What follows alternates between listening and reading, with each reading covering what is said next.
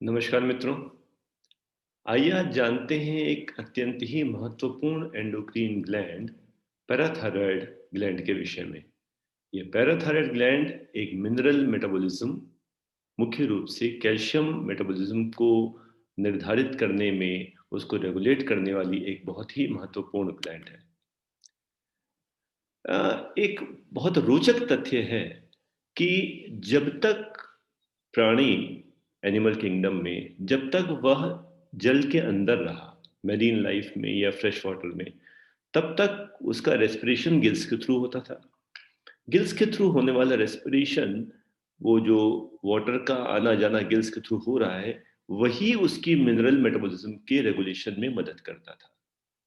तो जो पानी अंदर आ रहा है और जो पानी बाहर जा रहा है, उसी पानी के साथ ब्लड में उपस्थित जो मिनरल्स हैं वो डिफ्यूज होके इन और आउट होते रहते थे, और उसी से mineral metabolism, mineral concentration blood में वो रेगुलेट होती थी।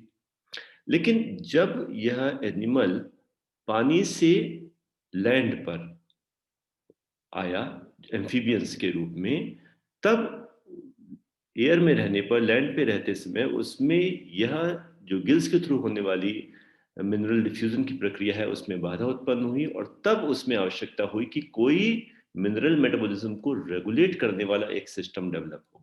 और यही वह समय था एम्फीबियंस में जब पैराथायरॉयड ग्लैंड का विकास हुआ। तो इस प्रकार से पैराथायरॉयड ग्लैंड में एम्फीबियंस, एव्स, रेप्टाइल्स और मैमल्स इनमें मिलती है, और पाइसीज और उसके पहले वाले इनवर्टिब्रेट्स में नहीं मिलती। तो देखिए, एक रोचक तथ्य और भी है कि इस पैराथायरॉयड ग्लैंड का विकास भी फेरिंजियल पाउचेस से ही हुआ, जो कि गिल्स के एक मॉडिफाइड या वेस्टिजियल रेमिनेंट्स थे। तो जिस प्रकार से गिल्स से मिनरल मेटाबॉलिज्म होता था, उसी प्रकार गिल्स के जो काउंटर पार्ट है फेरिंजियल पाउचेस, उन्हीं के मॉडिफिकेशन से पैराथायरॉयड ग्लैंड का भी निर्माण हुआ। यह पैराथायरॉयड ग्लैंड्स कैसे डेवलप होती हैं, इसके विषय में अभी हम लोग और आगे समझेंगे। लेकिन जो थर्ड और फोर्थ फेरिंजियल पाउचेस हैं, यह सुपीरियर और इंफीरियर पैराथायरॉयड ग्लैंड्स बनाती हैं।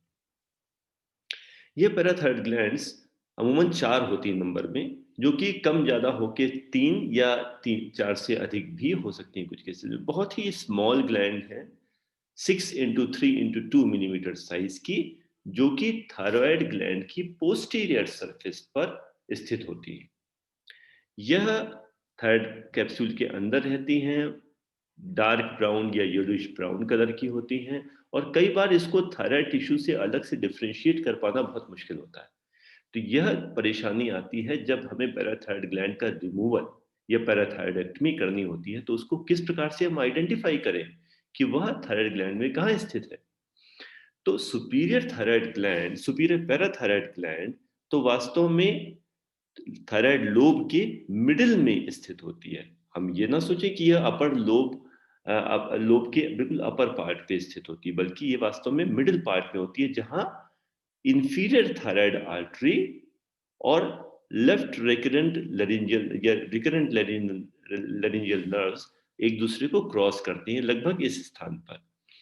तो superior parathyroid glands inferior thyroid artery और रिकरेंट लेरिंजियल नर्व के इंटरसेक्शन के पास, और inferior thyroid gland thyroid lobes के लोअर पार्ट में, इनमें स्थित होती है। लेकिन यह हमेशा नहीं होता। वास्तव में जैसे अभी हम लोगों ने डिस्कस किया कि थर्ड फेरिंजियल पाउच और फोर्थ फेरिंजियल पाउच, इन दोनों से पैराथायराइड ग्लैंड्स बनती हैं। जो थर्ड फेरिंजियल पाउच है, वह इंफीरियर पैराथायराइड ग्लैंड बनाता है और थाइमस बनाता है। तो वास्तव में होता क्या है, थर्ड फेरिंजियल पाउच से जो थाइमस बना, जब वो अपने डिसेंट के दौरान नेक वाले पोर्शन से डिसेंड करता करता मीडियस्टाइनम में पहुंचा, तो ये अपने साथ साथ पैराथायराइड ग्लैंड को भी ले जाता है। तो इस प्रकार से जो ऊपर स्थित पैराथायराइड ग्लैंड है, जो थर्ड फेरिंजियल पाउच से डेवलप हो रही है, वह थाइमस के साथ नीचे पहुंच जाती है। तो थर्ड फेरिंजियल पाउच से डेवलप होने वाली पैराथायराइड ग्लैंड इंफीरियर हो जाती है, जबकि फोर्थ फेरिंजियल पाउच से डेवलप होने वाली पैराथायराइड ग्लैंड ऊपर ही रह जाती है। तो फोर्थ सुपीरियर पैराथायराइड को उत्पन्न करता है, जबकि third pharyngeal pouch inferior parathyroid को उत्पन्न करता है। अब देखिए फोर्थ फेरिंजियल पाउच से जो सुपीरियर थायराइड ग्लैंड उत्पन्न हो रही है, इसको बहुत ज्यादा माइग्रेट नहीं करना पड़ रहा। यह थोड़ी दूर ही चल रही है। तो इसकी जो पोजीशन है, फाइनल पोजीशन थायराइड ग्लैंड के ऊपर, वह अधिकतर केसेस में कांस्टेंट रहती है। लगभग 75% केसेस में यह अपनी प्रॉपर लोकेशन पे थायराइड लोब के मिडिल पार्ट में मिलती है।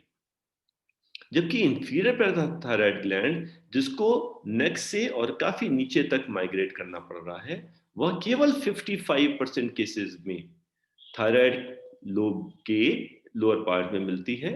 जबकि 30% केसेस में लगभग यह थाइमस के साथ चलती चलती और मीडियस्टाइनम में पहुंच जाती है। रिमेनिंग 15% केसेस में यह अपने डिसेंट के पाथ में कहीं भी हो सकती है, अपर पार्ट से लेके और lower port of thyroid lobe तक। तो इस प्रकार सुपीरियर पैराथायराइड ग्लैंड को पहचानना सरल है। यह जहां पे इंफीरियर थायराइड आर्टरी और रिकरेंट लेरिंजियल नर्व्स ये एक दूसरे को क्रॉस करेंगे, लगभग उस पॉइंट ऑफ इंटरसेक्शन पे यह होती है। जबकि इंफीरियर पैराथायराइड ग्लैंड को पहचानना मुश्किल है, क्योंकि ये अपनी लोकेशन पे केवल 55% केसेस में होती है और 45% केसेस में यह ऊपर से लेके मीडियस्टाइनम तक किसी भी भाग में मिल सकती है। अब जो इनकी आर्टीरियल सप्लाई को अगर हमें समझना हो, तो पहले हमें थायराइड ग्लैंड की आर्टीरियल सप्लाई को समझना होगा। थायराइड ग्लैंड को 3 ब्लड वेसल्स सप्लाई करती हैं। ऊपर से सुपीरियर थायराइड आर्टरी, बीच से इंफीरियर थायराइड आर्टरी और नीचे से थायराइडिया इमा आर्टरी। ये थायराइडिया इमा आर्टरी ये सबसे छोटी ब्रांच है, जो कि एओर्टा से अराइज होती है और इसकी बहुत ज्यादा जो मैग्नीट्यूड के हिसाब से इसकी सिग्निफिकेंस नहीं है। जो मुख्य ब्लड सप्लाई थायराइड की है वो सुपीरियर थायराइड आर्टरी, जो कि एक्सटर्नल कैरोटिड की ब्रांच है, और इंफीरियर थायराइड आर्टरी, जो कि थायरोसर्वाइकल ट्रंक की ब्रांच है, इनसे होती है। इन दोनों में भी अगर आप ये देखें कि पैराथायराइड की लोकेशन क्या है, मिडिल में और लोअर पार्ट में, यह दोनों ही पार्ट इंफीरियर थायराइड आर्टरी के ज्यादा संपर्क में आते हैं। इसलिए दोनों पैराथायराइड ग्लैंड, सुपीरियर भी और इंफीरियर भी, यह दोनों इंफीरियर थायराइड आर्टरी से अपनी वेस्कुलर सप्लाई प्राप्त करते हैं।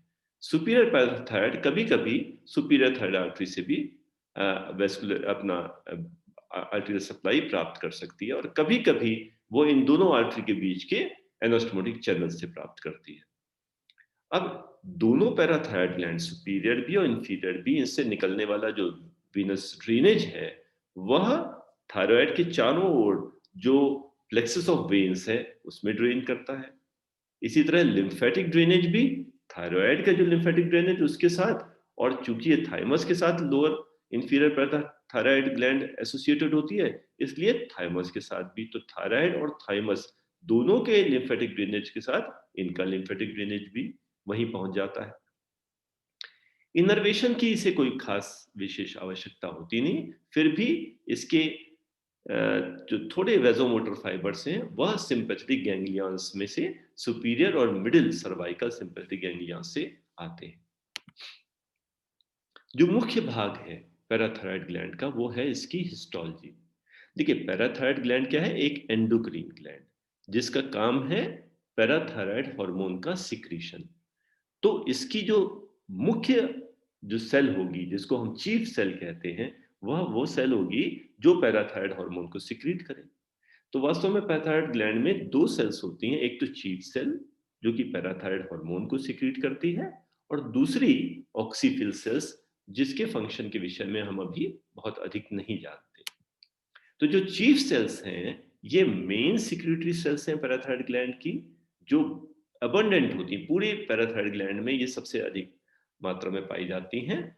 और यह अपने सिक्रीटरी सेल होने के कारण से, क्योंकि इन्हें पैराथायराइड हार्मोन का सिक्रीशन करना है, इनमें सिक्रीटरी एलिमेंट्स काफी अधिक मात्रा में उपस्थित होते हैं। क्या क्या? एंडोप्लाज्मिक रेटिकुलम, जिसमें इन सिक्रीटरी जो प्रोटीनेशियस हार्मोन है उनका निर्माण होता है। गोल्गी एपरेटस, जहां उनकी प्रोसेसिंग होती है, और सिक्रीटरी ग्रेन्यूल्स, जहां वो स्टोर्ड होते हैं। किसी भी सिक्रीटरी सेल में विशेष तौर पे न्यूक्लियस एक साइड में पुश कर दिया जाता है और बचे हुए पूरे साइटोप्लाज्म में ये 3 कंपोनेंट्स एंडोप्लाज्मिक रेटिकुलम जो कि न्यूक्लियस के पास, न्यूक्लियस से थोड़ा दूर गोल्गी एपरेटस और पेरिफेरी पे लोकेटेड सिक्रीटरी सेल, ये किसी भी सिक्रीटरी सेल की विशेषता है। और यही इन पैराथायरॉयड की जो चीफ सेल्स हैं जो कि पैराथायरॉयड हार्मोन सिक्रीट करती हैं, उनमें यह तीनों ऑर्गेनेल्स, ये तीनों कंपोनेंट्स प्रचुरता में मिलते हैं। अब जो एक्टिव चीफ सेल, जब तक चीफ सेल एक्टिव हैं और पैराथायरॉयड सिक्रीट कर रही हैं, तब तो उसमें गोल्गी कॉम्प्लेक्स बहुत लार्ज साइज के होते हैं, सिक्रीटरी वेसिकल्स बहुत अधिक मात्रा में और होती हैं। लेकिन क्रमशः प्यूबर्टी के बाद जैसे जैसे ग्रोथ रुकती जाती है, वैसे वैसे कैल्शियम मेटाबॉलिज्म उतनी एक्टिव नहीं रह जाती। तो उसके बाद पैराथायरॉयड हार्मोन की सिक्रीशन और सिंथेसिस और पैराथायरॉयड ग्लैंड यह क्रमशः प्यूबर्टी के पहले की एक्टिव फेज से धीरे धीरे डोरमेंट होती जाती है। तो यह वह समय आता है जब इन पैराथायरॉयड सेल्स में ग्लाइकोजन ग्रेन्यूल्स का डिपोजिशन ज्यादा बढ़ने लग जाता है और इनकी एक्टिविटी कम हो जाती है। अब इस स्थिति में गोल्गी कॉम्प्लेक्स, सिक्रीटरी वेसिकल्स ये सब कम हो जाते हैं और ग्लाइकोजन ग्रेन्यूल्स ज्यादा हो जाते हैं। तो जिसके कारण से जो इंक्लूजन्स दिखाई दे रहे थे अभी तक ये देखिए चीफ सेल्स, इसमें बहुत डार्क इंक्लूजन्स दिखाई दे रहे हैं और ये इंक्लूजन्स धीरे धीरे कम होते जाते हैं। ग्लाइकोजन ग्रेन्यूल्स के जमा होने से वो क्लियर सेल के रूप में दिखने लग जाती है। तो जब तक एक्टिव चीफ सेल होती है वह डार्क स्टेन्स लेके इस प्रकार की दिखती है और जैसे जैसे एडल्टहुड में वो इनएक्टिव होती जाती है, उसमें ग्लाइकोजन ग्रेन्यूल्स होते जाते हैं, वो क्लियर सेल का रूप ले लेती है। तो इस प्रकार से clear cell partially active chief cells को ही कहते हैं। जो दूसरी प्रकार की सेल्स हैं पैराथायरॉयड ग्लैंड की, वो है ऑक्सीफिल सेल्स या पिंक दिखने के कारण से, यूसिनोफिल स्टेन लेने के कारण से स्नोफिल सेल्स भी कहते हैं इन्हें। ये चीफ सेल्स से ज्यादा इनका नंबर एडल्टहुड में बढ़ता जाता है, यह लार्ज साइज की होती हैं, इसके ग्रेन्यूल्स स्नोफिलिक होते हैं और इनका नंबर, इनका साइज, यह सब मुख्यतः प्यूबर्टी के बाद बढ़ता है। प्यूबर्टी के बाद यह ज्यादा प्रोमिनेंट होती जाती है। इनके फंक्शन के विषय में हम अभी बहुत अधिक नहीं जानते, शायद यह नॉन सिक्रीटरी सेल्स होती है, जबकि चीफ सेल्स एक्टिव सेल्स हैं जो मुख्य रूप से पीटीएच हार्मोन को सिक्रीट करती हैं। अब इफेक्ट ऑफ एज तो हम समझ ही चुके हैं कि जब चाइल्डहुड में जब पैराथायरॉयड ग्लैंड बहुत एक्टिव होती है तो उस समय हमारे चीफ सेल्स या प्रिंसिपल सेल्स बहुत वाइडली डिस्ट्रीब्यूटेड रहती हैं इंटरकनेक्टेड कॉलम्स के रूप में, और इनके बीच बीच में इनसे निकलने वाले पैराथायरॉयड हार्मोन को ले जाने के लिए फेनेस्ट्रेटेड साइनोसोडल कैपिलरीज होती हैं। फेनेस्ट्रेटेड का मतलब उनमें एंडोथेलियल गैप जंक्शंस बड़े बड़े होते हैं जिससे वो पैराथायरॉयड हार्मोन उसके थ्रू सरलता से पास कर सके। लेकिन प्यूबर्टी के बाद जब एक्टिविटी कम होती है तो ऑक्सीफिल सेल्स का नंबर बढ़ता जाता है। क्रमशः यह पैराथायरॉयड ग्लैंड में यह दोनों सेल्स एडिपोज टिश्यूज से रिप्लेस होती जाती हैं और एडल्ट्स में यहाँ तक कि 1/3 ग्लैंड एडिपोज टिश्यूज से ऑक्युपाई कर ली जाती है और बाकी सेल्स का नंबर कम हो जाता है। तो इस प्रकार मित्रों, पैराथायरॉयड ग्लैंड जो कि पैराथ हार्मोन सिक्रीट करती है अपनी चीफ सेल्स के माध्यम से, वह एक सक्रिय ग्लैंड है, वह एक इंपॉर्टेंट ग्लैंड है मिनरल मेटाबॉलिज्म के लिए, जो पैराथायरॉयड हार्मोन के द्वारा कैल्शियम होमियोस्टेसिस को मुख्य रूप से और एक सीमा तक फास्फोरस मेटाबॉलिज्म को भी नियंत्रित करती है। धन्यवाद।